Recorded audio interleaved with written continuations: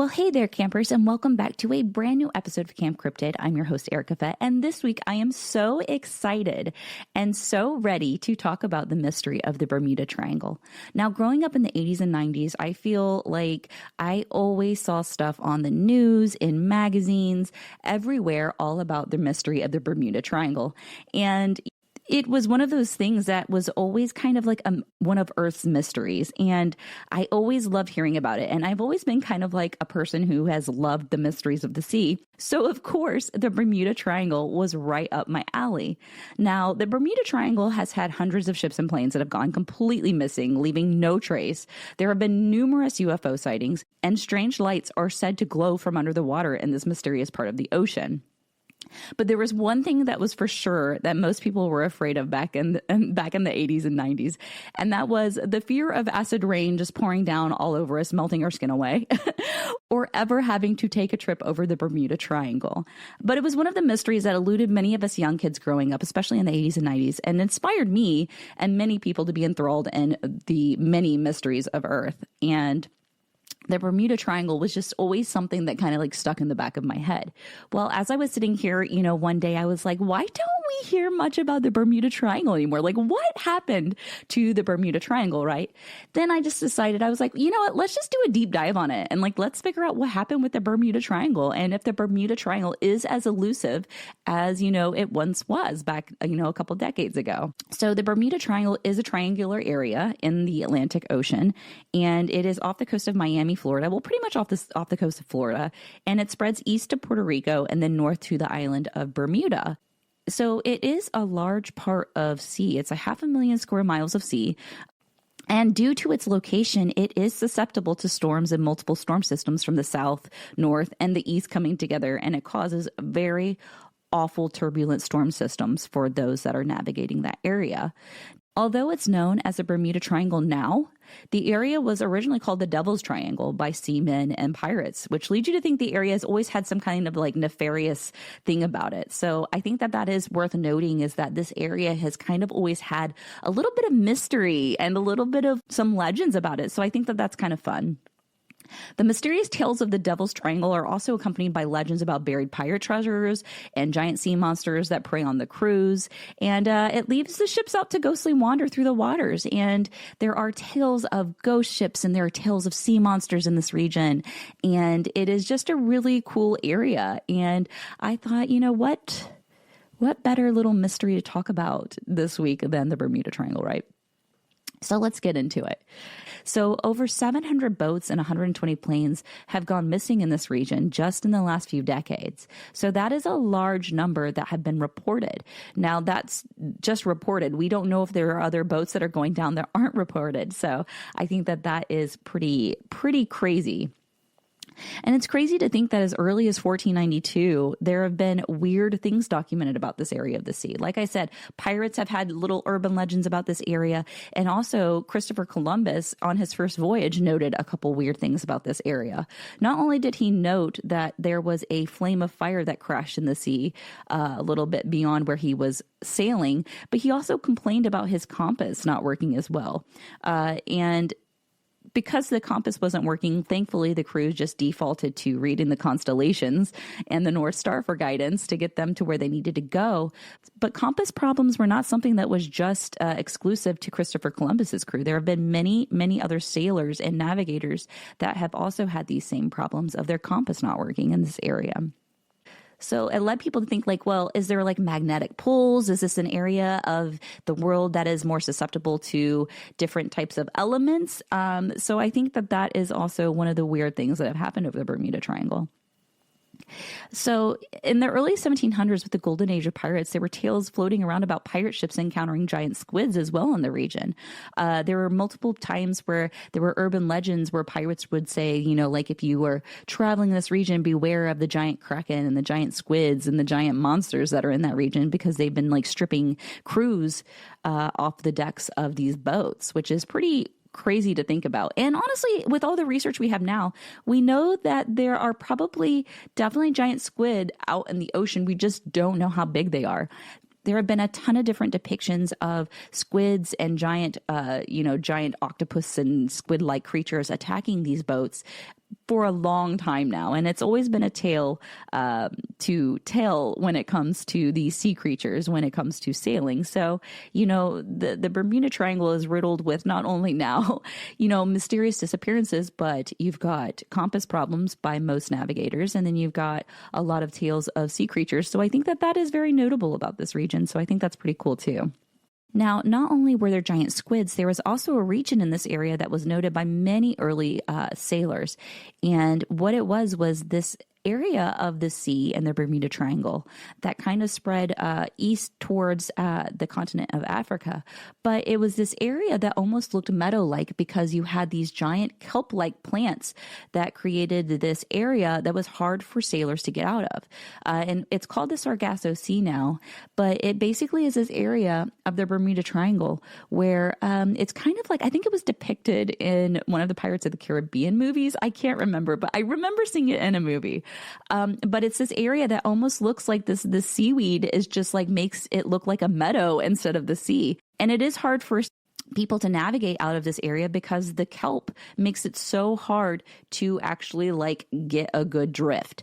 So they have found many different ghost ships in this area that have just kind of like been left to just sail this like little area of this Sargasso Sea. So I think that is pretty cool. The Sargasso Sea is definitely very interesting, and I like went to go research it, and I looked up people like diving under it, and it just looks so creepy and crazy. And when you add all of these mysterious elements to the ocean, and then you've got these areas that make it hard for ships to navigate, and they get stuck in it, and it's like so thick. Actually, there was something that I was reading about this kelp that when it washes up on shore, it actually, if you let it dry out, it actually releases like a toxic gas. So, I mean, it is so crazy to think about all of these things, but I just thought that was really neat. But, the Sargasso Sea was definitely a little interesting tidbit about the Bermuda Triangle, because you don't think that like the Bermuda Triangle would have anything like that, but it does, which is so crazy. So speaking of the Sargasso Sea, there have been many ghost ships, right? And it's something that, pirates have talked about, whether it be ghost ships because these sea monsters are like taking their tentacles and grabbing people off the decks, right? Well, there is a tale from the late 1800s about a ship called the Ellen Austin. And this Ellen Austin ship found an abandoned small boat around the area of the Sargasso Sea within the Bermuda Triangle. Now, about 2 days after trying to make contact with this small boat and making sure it wasn't some sort of like pirate trap for them, they ended up rowing over and boarded this small ship and found something peculiar. Not only was the entire crew missing, the logbook and the nameplate of the vessel were missing as well. So someone removed the nameplate from the ship. Now, as the crew investigated this small ship, they realized it was loaded with supplies and cargo still, and it also had plenty of food and water for the voyage, so they were kind of perplexed as to what happened to the crew. And there was no sign of violence or mutiny, so they were kind of left with this mystery of what happened to this crew of this small ship. Now, the captain of the Ellen Austin decided to pay some of his crew to sail the ship back with the Ellen Austin and bring it back to land with them. Maybe get a prize for the cargo that was left on it. So the captain of this Ellen Austin decided to pay some of his crew to go aboard and bring it back with them. Now, as the crew went aboard, there was a bad storm that separated these two ships for a while. And as as the storm cleared, the captain of the Ellen Austin, tried to make contact with his crew aboard this small ship and make sure that they were okay. Now, when the storm lifted and they got reunited with this small boat again, they realized that the crew was missing again. There was no crew. So this small ship had lost its second crew that we know of. So despite it being kind of like a weird feeling, the captain of the Ellen Austin paid another crew to go out and try to bring it back to land with them. And despite the crew being like, there's something weird about this, we don't have a good feeling, he paid them a hefty amount and reassured them, no, it was probably just a storm, it should be fine. So as the second crew of the Ellen Austin boarded this small abandoned vessel, they decided, okay, maybe it's fine, let's just go with it.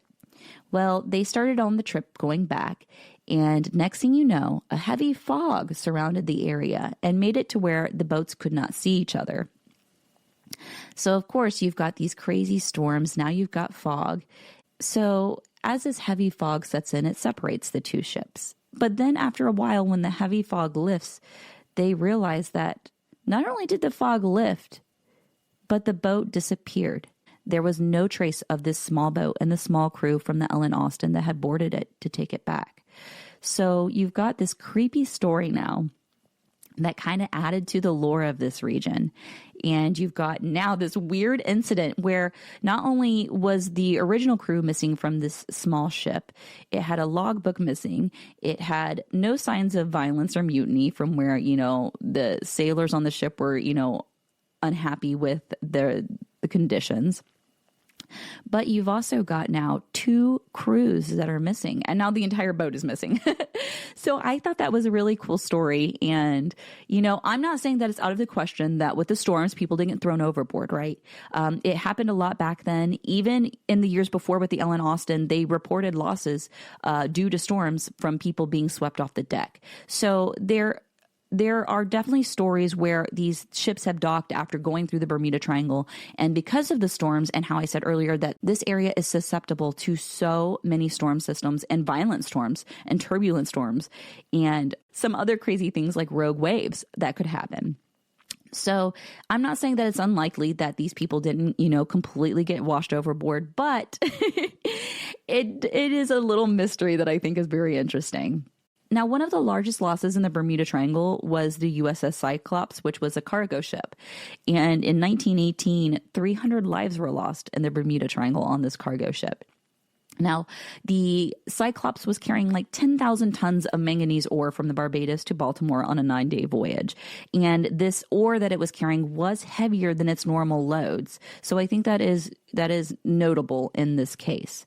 Now, prior to its disappearance, it was reported at dock that it was running on one of 2 of its engines, and it was also floating low from this heavy load of ore. So the heavier cargo definitely made it a lot heavier and made it sink a lot lower in the water than its normal loads would. Now, they never found a single item from the USS Cyclops, and they also never had a distress call come in from the US Cyclops. And it also added to this region feeling a lot more dangerous, but also a lot more mysterious. And it also cemented it feeling like it was the Devil's Triangle, right? You've got missing boats. You've got stories of sea monsters. You've got stories now from Christopher Columbus saying that he saw balls of fire crash into the sea. So you've got all of these mysterious stories and urban legends. And, imagine over the course of hundreds of years, the amount of tales that were being told about this region. So this region is definitely a peculiar one. I mean, even in 1928, the famous aviator Charles Lindbergh said he was lost in fog for hours in the region. And then there are other stories about other flights being lost as well. So like Flight 19, which was 5 Navy bombers from Fort Lauderdale that were heading to the Bahama Islands on a routine flight, basically came up missing. Basically, they had reports from the planes that their compasses were malfunctioning and they disappeared. They sent in a search plane to go search for those planes, and that also came up missing and was never seen again. And then, you had in the 1950s where journalists got a hold of all of these stories and kind of compiled them. And then you have this giant sensationalism of the Bermuda Triangle. So there were many disappearances in the Bermuda Triangle, whether it be, ships or planes. And so it definitely added to people really hyping up this area as being like one of Earth's major mysteries. And that's, growing up in the 80s, like I said, the Bermuda Triangle was one of those things where it was like, okay, I never want to have to fly over the Bermuda Triangle or sail over the Bermuda Triangle, because it was like, you didn't know back then if it was like this like time warp, if you were going to get sucked into like a parallel universe. And you know what the funny thing is there are stories about time warps in the Bermuda Triangle. There was in the 70s, I believe, Bruce Gernon, who was a pilot, was flying through the area, and he said something about the fog in the area, just like a lot of these other people have experienced. But he said there was something strange in the fog. There was almost like a warp tunnel that he traveled through. And when he traveled through this warp tunnel, it actually made him arrive at his locations like 30 minutes prior to what he thought he would. So he believed that this fog was almost like an electronic fog, like a time warp through time that was charged and that could like basically get you from point, like almost like a wormhole, which I think is very interesting too, because stories of fog in the Bermuda Triangle, it's not like this is the first time we've heard about fog, right? There have been many times where people have complained about the fog. So I think that's pretty interesting. Now, I will say when it comes to UFOs and stuff, there have been a lot of sightings of UFOs also in this region. But I think it is also interesting to note that AUTEC, which is basically the Navy's Area 51, is also located in the Bermuda Triangle. So they are studying not UFOs, but USOs, which I think is very interesting. Now, someone needs to get me a pass to go there, because that is the one time I will go to the Bermuda Triangle is to visit this. So But yeah, so in the 1980s, there were pilots that said very weird objects were in the sky, and it made them lose their course and actually, there's a Mayday distress call that was sent in about the objects that made them go off course. So there have been many UFO sightings also in this area. So I think that is definitely interesting to note. So people have been navigating this region for centuries, and this is a very, very populated region for not only trade, but for people going from point A to point B when it comes to these little islands, to the coast of the United States. So it is a very populated travel route. Now, what could be happening in this region, right? So we've got tales of sea monsters. We've got tales of electronic fog causing time warps. We've got tales of compasses not working for both, navigators in the ocean and pilots. You've got stories of ghost ships. You've got stories of this Sargasso Sea with these crazy kelp-like meadows where it causes these ships to not be able to set sail and not be able to navigate out of them. So it is a very interesting region, right? So what could it be? Could it be magnetic poles? Could it be time warps? So could it be a rogue wave that caused some of these ships to capsize? And then obviously no one would find their wreckage because they were thousands of feet under the sea. Could it be a maelstrom? Whirlpools are not something that is new to the ocean. There are many different parts of, especially off the coast of the United States, where there are whirlpools. And I will say, if you get on a little rabbit hole deep dive of whirlpools and maelstroms, they are pretty terrifying and they do get pretty big. And if you think about the different types of storm systems coming together in this region, I don't think it's far off to think that is something that could also happen. And especially because some of these ships, while some of them were big, some of these ships that have crashed are not the largest of the cargo ships. You've got different sizes of ships that are coming up missing. And so I think that is worth noting. Could it be aliens coming through? We have tons of UFO sightings. We have tons of reports that say that there are weird lights in the ocean, that there are balls of fire now coming in and crashing into the ocean. So could it be aliens? I don't really think it's aliens. I do like the theory of aliens living in hollow earth, and that I could go on a whole rant about aliens live in hollow earth and they come up through the ocean. And, there are lots of stories about alien craft crashing into the water or going underwater or coming up from the water, showing that there's like bubbling under the water before a disc-shaped object flies up from under the ocean. So I don't know. I sat here and I read all of this and I was like, I think it seems like a pretty logical explanation to all of this is that this is just a normal piece of ocean with a lot of traffic, right? It's got deep trenches.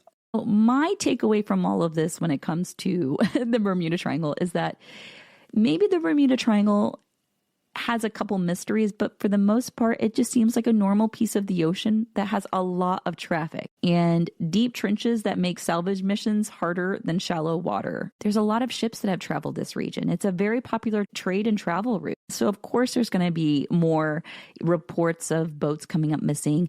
It could be more likely that people get caught up in the storm systems and don't know how to navigate it. And unfortunately, the sea is not forgiving, right? The sea is, you have to have respect for it, right?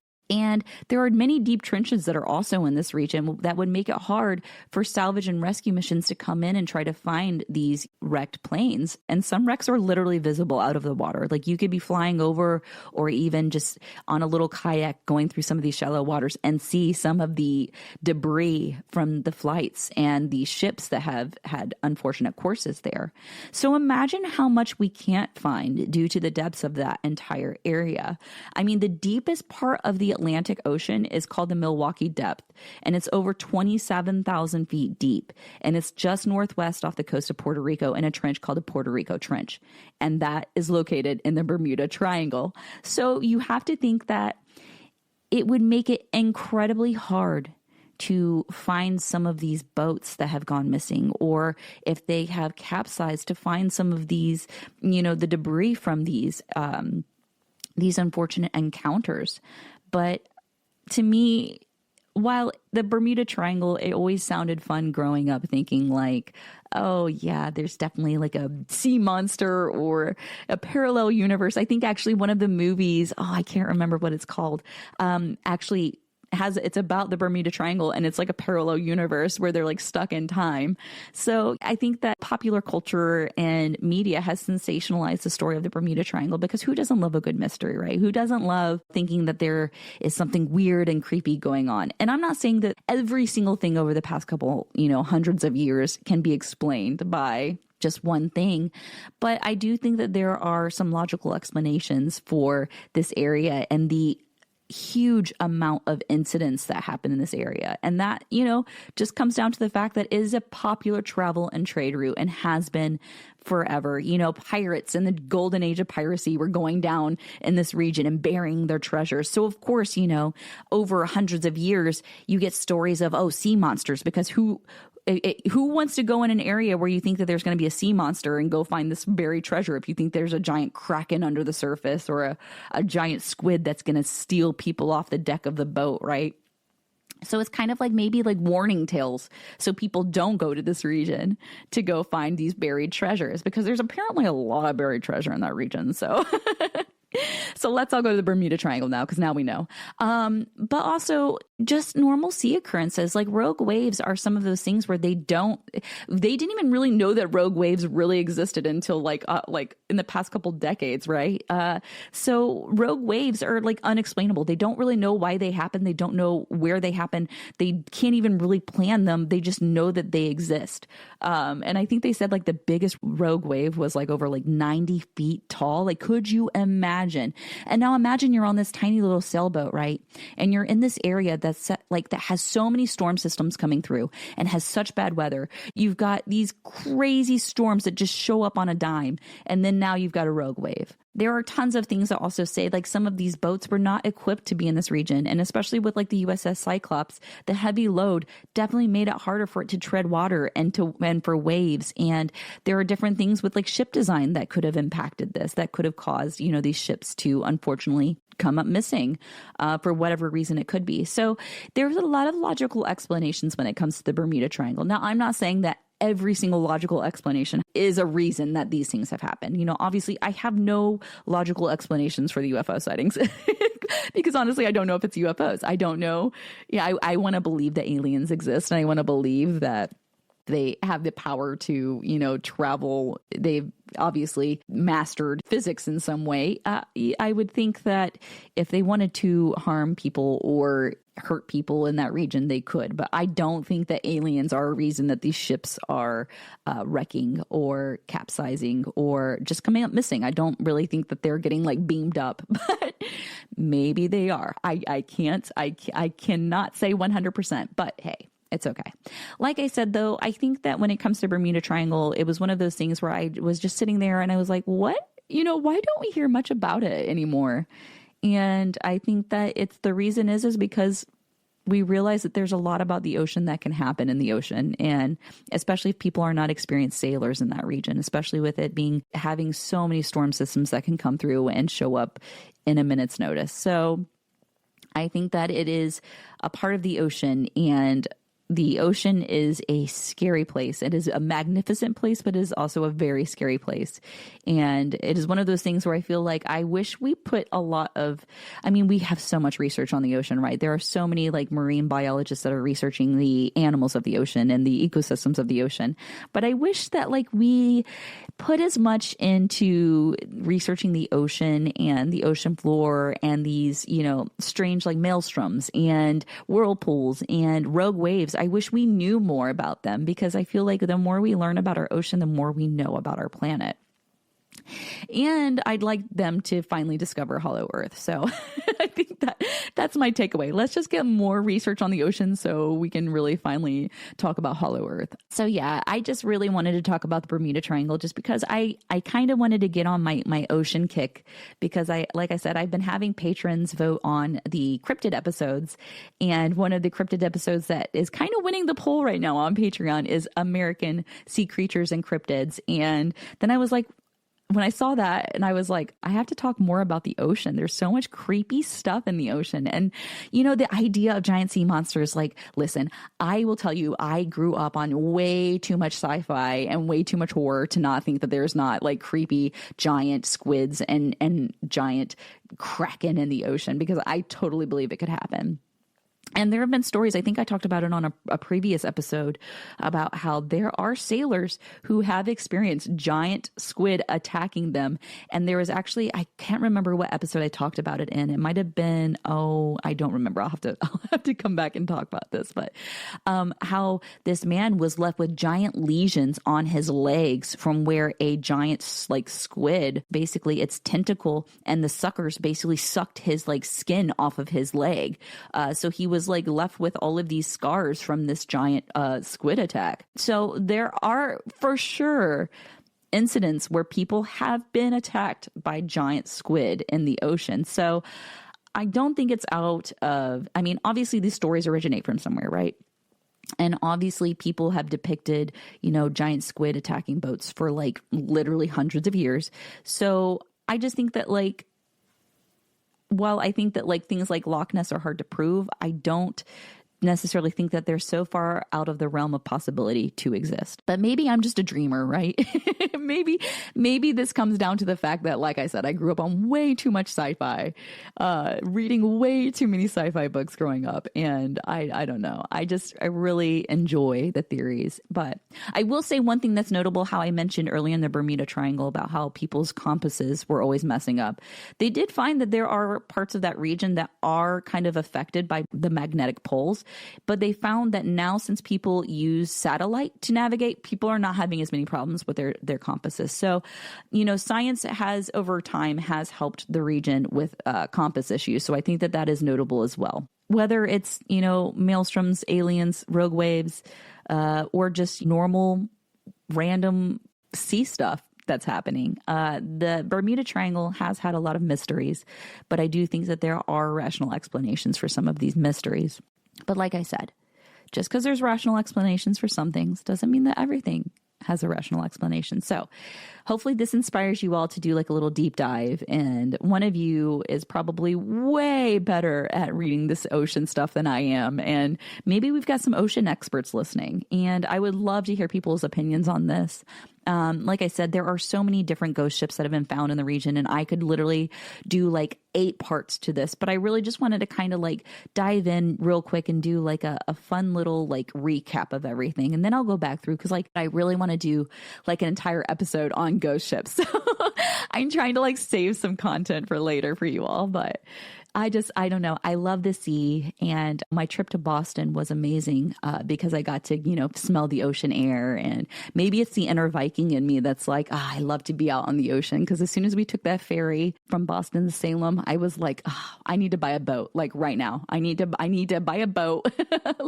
Like I'm going through my sailor phase. Everything in my house. Then I bought all this nautical stuff. Well, I already had some nautical stuff, but I made like an entire wall, my nautical wall. And I was like looking up like octopus chandeliers for that little area in my house. But oh man, it's so cool. The ocean is so cool. It's so mysterious. And I think it's so amazing because we keep finding out such amazing facts about the ocean as we explore it more. And like I said, I'm just hoping we get a lot of research and we find Hollow Earth and we're like, Earth is so cool. But yeah, I wanted to thank you all for listening. I know that the Bermuda Triangle is, especially for us growing up in the 80s and 90s, and even prior to that, you know, the Bermuda Triangle was highly sensationalized. And I mean, it was all over the mystery of the Bermuda Triangle, like ghost ships. And now finding out like there's like, see, the thing is like, that's why I kind of like this, like deep dives at this, because I only knew kind of like surface level Bermuda Triangle, right? I knew that like things had come up missing, but I didn't know the story of the Ellen Austin. I didn't know the story of the USS Cyclops. I didn't know that there were tons of stories of pirates and sea monsters in that region. And then I started to put everything together. I was like, okay. All right, Bermuda Triangle. I'll see what you got going on. But it's still fun to read about. And whether or not this is just a part of the earth that has tons of storms and just it kind of wrecks people, literally, it's definitely still interesting to learn about, because these stories over time can be explained sometimes by rational things, but sometimes it does leave a little bit of a mystery about them. So I love that. But yeah, I hope you all enjoyed it. I hope we have an expert on the Bermuda Triangle listening, because I would love to dive into this again and maybe do like a part 2 follow-up. Because like I said, there was tons of stories about the Bermuda Triangle. I mean, you've got hundreds of years of weird stuff happening. And like I said, it was only like basically called the Bermuda Triangle after like the big sensationalism of it, after the 50s. But, it was called the Devil's Triangle. So you have this area of the sea that is kind of like this weird, mysterious place. And I think that it's just kind of cool to read about. And I really, really enjoyed deep diving into this, because like I said, there was a lot of things that I didn't know about this region. And so doing this little bit of research kind of like made it kind of fun for me this week. So thanks, y'all. Thanks, y'all. But yeah. Now, other than that, like I said, my patrons on Patreon are voting right now on the cryptids, and the American sea creatures and cryptids are winning. So I feel like you all are on board with me doing this whole sea kick and this nautical kick. So I'm so excited. I mean, but there are so many sea creatures and cryptids all over the world. And so if you all live in a region that has one, please leave a comment. Let me know so I can add it to my list. I have like a never ending list of cryptids to look into, which I think is so cool. Earth is cool, man. Yeah, I'd also real quick like to thank everybody for listening to my last Campfire Tales episode. Like I said in prior episodes, I am like dying to be able to go outside and have like almost like an Are You Afraid of the Dark setup with my Campfire Tales, where I can have like a fun little book, and then I add everybody's stories that they send into it, and then I read from that and have like a creepy little campfire. But that's kind of the hope. I would love that. That's like my goal. That's like, I want to do like outdoor, like Campfire Tales. So hopefully this summer when it gets nice out, I can do that. But yeah, other than that, I hope you all have been having a great week. As far as movies I've been watching, I did watch on Tubi. Y'all know I love me some Tubi, but I did watch Slay on Tubi, and I loved it. It was such a fun watch. It has a couple of the contestants from RuPaul's Drag Race in it, and I just thought it was such a fun story. I just thought it was such a fun take on vampires, and honestly, the characters were so likable. The story was amazing. I like teared up a few times. So I was like, this is, I don't want to drop the F-bomb, but I was like, this is adorable. Okay. But yeah, I loved it. And so if you're looking for a fun vampire flick, I highly recommend Slay, because it effing slayed. As far as other things I've been watching, oh shoot, I really haven't been watching much lately. I've been trying to pack in my research for the Bermuda Triangle, but also like kind of like plan out a lot of other like fun episodes coming up this summer. So I'm really excited.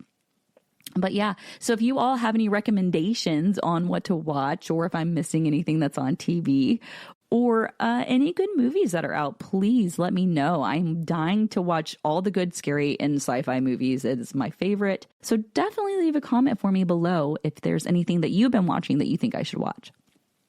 But yeah, so that's my episode on the Bermuda Triangle. If anybody has anything to add, or you think that I need to do a part 2, I honestly, there's so many things about it that I would love to have like an expert on it, because obviously I'm not an expert. I just read, do my research, and I'm like a good little research leprechaun over here. But it's so fun and I love it. But yeah, I wanted to thank everyone so much for hanging out with me for another episode.